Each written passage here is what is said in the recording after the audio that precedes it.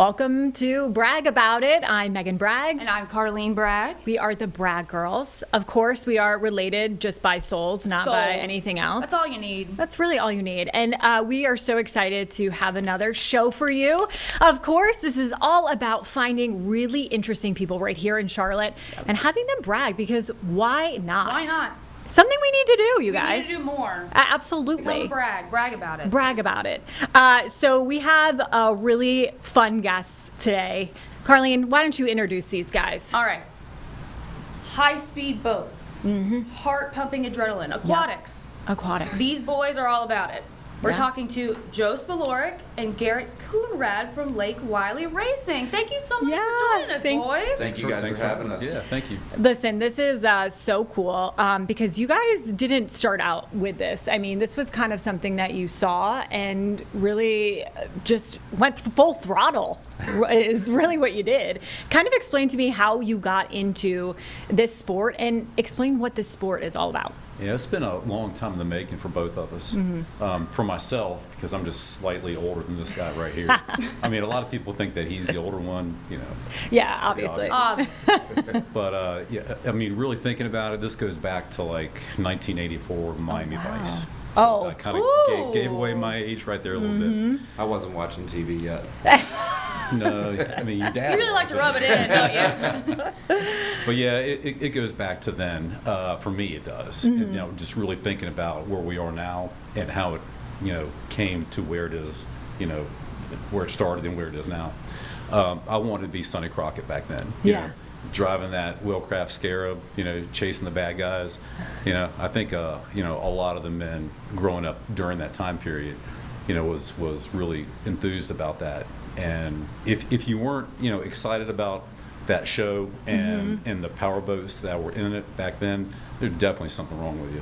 But that kind of, you know, gave me the interest a long time ago, which I never thought it was attainable until now. How did you both, I mean, were you friends going back and you're just like, y'all let's do two this? peas in a pod now. Do you really want to hear that part? No. We met at our local watering hole, and we connected on boats. Actually, we both had our boats there that day, and It wasn't the most pleasant connection at first when we met, but I mean, we basically just, you know, connected right away after the unpleasant part of it. And then, I stole his parking space at the ramp. Yeah. That'll do it. That'll do it. And then Or look. boat parking space, not vehicles. But. Okay, let's talk about Lake Wylie Racing.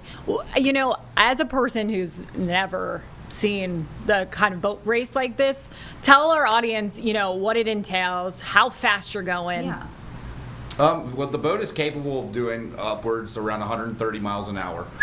Generally speaking, we're running anywhere from 100 to 120 miles an hour on the course.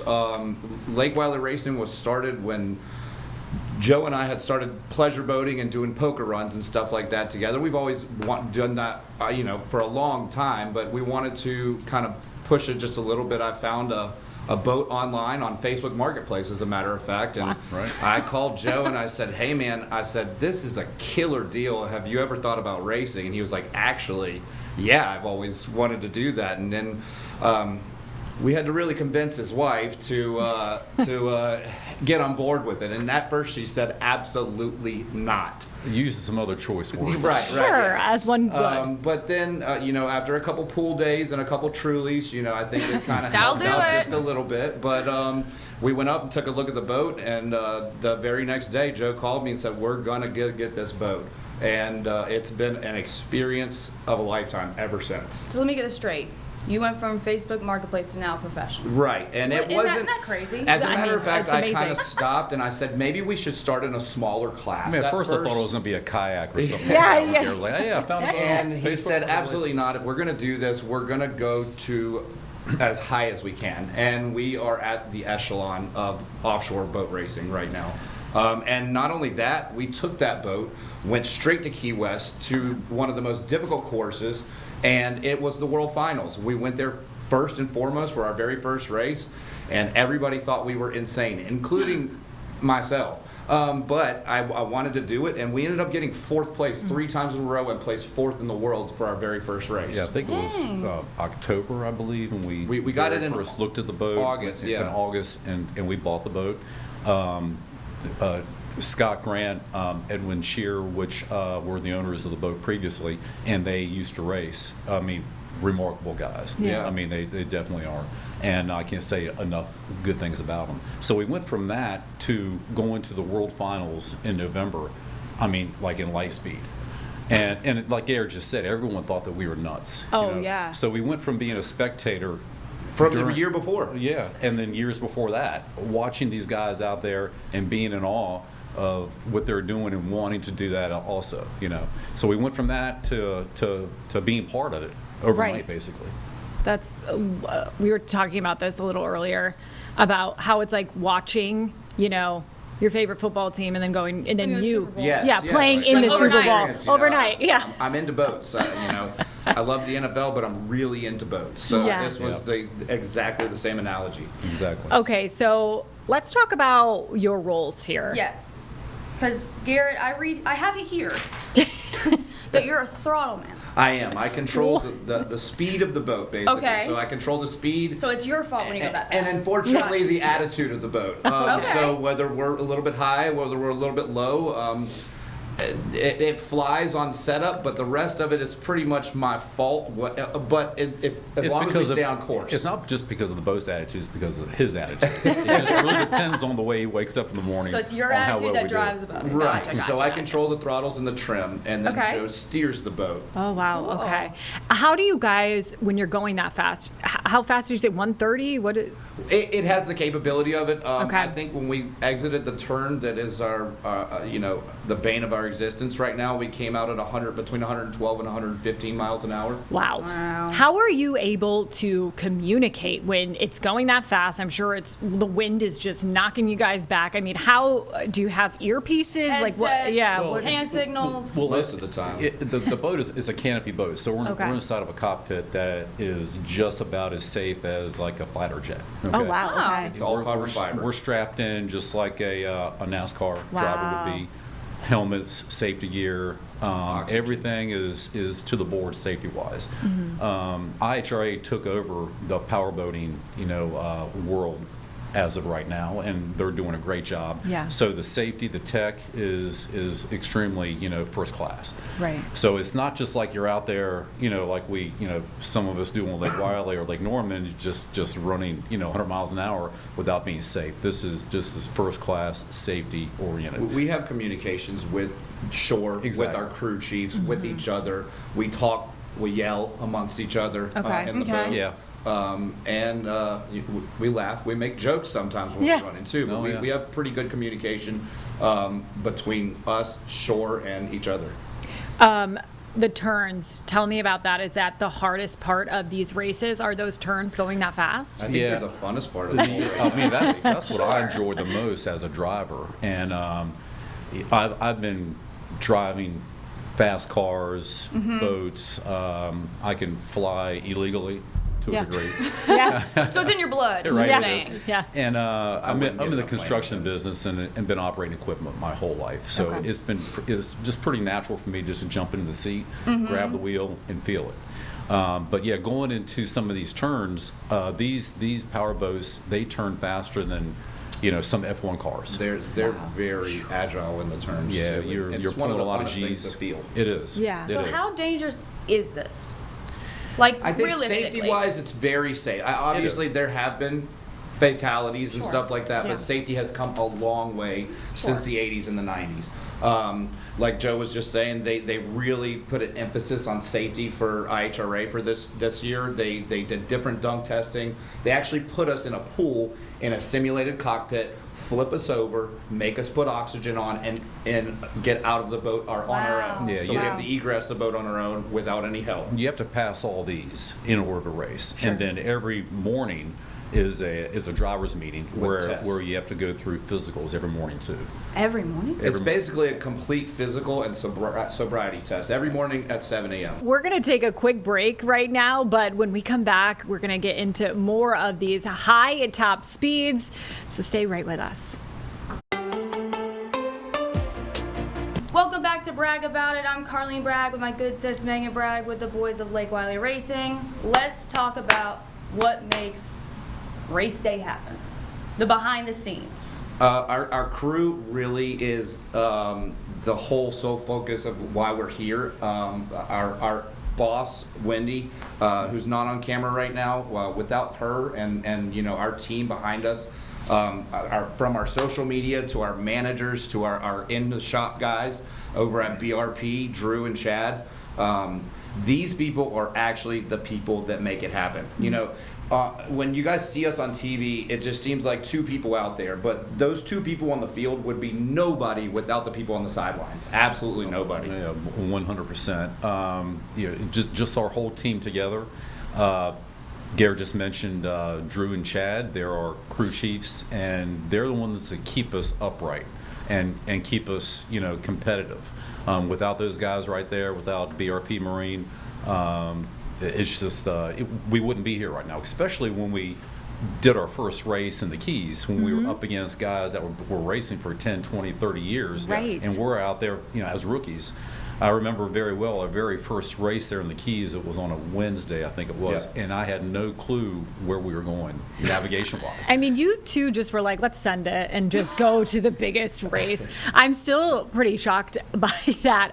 How long did it take? I mean, where did you guys practice? How did you get into the groove of this before you just hit that race? We had about 30 minutes of seat time in the ocean before we entered our first race. Probably 10 hours total seat time before we went into the first race in the Keys against all these guys that are been doing it for years. We ran the boat on Lake Wylie and Lake Norman a couple times, but the first time we ever ran it in the ocean, we ran it for about 30 minutes, and that was all the time we had before we went down to the Keys. Did a little bit of testing in Lake Murray, which kind of simulated a little bit of the conditions in the Keys, but nothing like it. And it I wasn't mean, nothing like it until we really got there. Right. 4th place, too. That's incredible. That's obviously why you're on Bragg About It, because you guys are, like shortly after. Yeah, and that is insane. Obviously, very dangerous sport, right? Did you flipped your boat, right, back in April? Yeah, as I'm we flipped told? the boat a couple weeks ago, running in first place, I might add. Okay. You know, For about 35 seconds. Until Okay. That's what you're here to brag about it. Brag about it. Laps, 2 laps, and you know, I may have been pushing it a little hard. Sure. And we ended up flipping. Sometimes bad advertisement is good advertisement. You know, it created quite a ruckus, and you know, like I said in the last interview, if you didn't know who we were before, you know who we are now. And we're coming back for first place. Yeah, you know, a lot of the guys will ask us, will interview us when we go into Cocoa Beach, you know, and I'm sure we'll get, was that a rookie mistake, you know? Sure. And I really hate that phrase, you know, and no matter what sport it is, even if you're a field goal kicker in the NFL and you're, you know, your first kick of your career fresh out of college and you shank it to the left, it's because you're a rookie. Okay, well, that's fine and dandy, but it's a learning experience. Yeah. Sure. So this was a learning experience for us that we're not going to let happen again. Right. So you learn by your mistakes and you try not to be a repeat offender. Exactly. What is the highest or the fastest speed that you've ever gotten up to? As far as the race boat goes, in the mid 120s, but I've got another power boat that will do 150, 160. 160 around. Yeah. So boating wise, if you really think about it, there's a very, very small population worldwide that's ever been over 100 miles an hour on the water. Oh my goodness. And then there's even a smaller population in the world that's ever flipped a boat at 112 miles an hour. I know. And are here on the podcast just talking away. That's Right. great, though. We were fine. Joe wrecked the golf cart the next morning worse than I hurt my hip worse than the flip. I have a question about the fan experience, because I know y'all are all about We're kind of big on that. embracing the fan experience. Right. Yeah. So I understand, because you're in a cockpit thing. Like, how do you interact? Is it a before and after thing? This was a huge thing. You know, for me when we first started, I wanted to. When Joe and I talked about this, I said, hey, you know, IHRA is taking all of this over. We're new to the whole thing. Everybody else has been doing this for a long time. We need to develop a fan base, and we have no sponsors. And in order to get sponsors, you got to be out there. People got to love you. You know, that one goes with the other.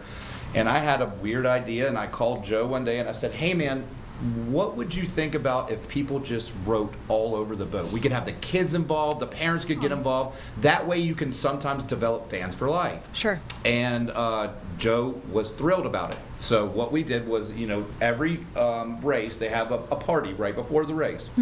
We invite all of our fans to every race, and we want you guys to come and be a part of the team. We want you to sign the boat. Bring your kids, bring your grandma. We want everybody riding all over the side of the boat. And it's just a really cool thing for us to do, to give back to the community too. Right. It was a genius moment by Garrett. Yeah. The one I would say in 42 years, but it was 41. soon to be. But everybody loves it, because when you go to these races, and the thing about these races are, every town they go to, it attracts millions of dollars worth of revenue for the towns. Sure. I think I remember the last thing I heard about Key West during that race week. It brought in over $60 million worth of revenue. Wow. To Key West. Yeah. St. Pete, millions. New Orleans, millions also. So it helps the community and also the township there during each one of these events. Yeah. But when you go to these events and you're a kid, or if you're just an adult and you love powerboat racing, you see these $1 million boats, and you can almost, you want to go up and touch it. Right, But sure. a lot of times they won't let you because they're so expensive. Right. want you We're not to. like that. You just come up, you can get in it, you can sign it, you can do We whatever want you to come take pictures. We will do everything with our fans. We love that portion of the whole thing. Racing is fun, but interacting with the fans and the kids, is a cherry on top. And it's worth the work getting the signatures off after every race, just because it makes them happy. It makes people happy. Right. Especially Joe when they says see the that, but race. he doesn't take the signatures off. You're like, I'm the one that's doing Yeah. it. Yeah. I do have to say, this is not like obviously a hobby. It's much more than a hobby, but you still have your day jobs, right? So how are you guys doing all of this? I mean, it's a lot. That'll play into the Jamaican flag that's on the boat. Yeah, I've been in the drilling and the marine business for many years, and we work out of the country. So me and my wife are considered Jamaicans. Oh, cool. We've been in Jamaica for almost a little over 10 years. That's Okay. where our businesses are located. Our other families there, all our guys there. I mean, it just the whole country kind of embraced us 10 years ago, which we thought it was only going to be like a 6-month project, and 10 years later we're still there doing work for the country. Wow. So we love it there. That's our second home. Charlotte's our first, but that is what made us what we are now, and made us better people, better men as well. Yeah. Very, very cool. All right, Joe. Well, I got you. I got to ask about it. You know it's coming. I have it here. Okay. She's That ready. you wear the same unwashed shirt on race weekend. Is it Joe? We have to talk about We have it, to Joe. talk about it. Yeah. What's the deal with that? What's up with that? Y'all don't wash? Well, he started it. It got a good wash in New Orleans. Lake Pontchartrain is brackish water. Right. That was the first time it's Mine actually turned very brown. Yeah. and somebody told me that I need to wash my shirt now after that race, and I just don't know if I'm going to do it. I just, that's my lucky shirt, and even though we flipped, again, Still bad attention lucky. is sometimes good attention, Yeah. and things have really Yeah. panned out for us. So I think I'm going to keep it the way it is. So it's all our like hockey superstitious and And I'm not really a baseball and superstitious football person, players. but then it just But, happened. I don't know. And it does not smell the greatest or before the last race, but Oh, now gosh, I it's bet. smelling a little bit better. What if it accidentally goes in the wash? What's going to happen? We'll have to cross that bridge when we get there. Yeah. But somebody's going to be in big trouble if that happens. Oh, Okay. gosh. Yeah, that's me smelling him inside the Yeah, the he boat. does a lot. Yeah, I know. You're the one that has to deal with it, so yeah. Any other race day rituals you want to share about? Any other funky things y'all do? Rabbit's feet. Rabbit's feet, No. underwear We you don't pretty wash. much cut up the whole time. I mean, Joe and I have a pretty fun and friendly attitude about everything. We're pretty. I like to joke around a lot. Joe does too. It probably eases a little bit of tension. Like I said, even when we're in the cockpit before the race, sometimes we'll just be, joking Yeah, I around mean- about things, and it lightens the mood and makes things a lot more fun. So I don't think I have any, other than my shirt, I don't really have any rituals that I follow. Yeah, I guess just more cutting up with each other, Yeah. joking around about what That's we a did routine. the night Yeah. before or Yeah. that morning or whatever. It helps with a little of the anxiety and the stress. absolutely. And we were asked many times in the Keys, well, are you worried? Are you concerned? Or do you have any anxiety? And it really wasn't. We got inside that boat in the first race, and we were like, okay, let's do it. Okay, awesome. All right, well, coming up next, it's the moment you all have been waiting for, the part where they get to just brag about it. Full throttle brag about it. I mean, why not, right? Why not? Here. You're here. We'll be right back.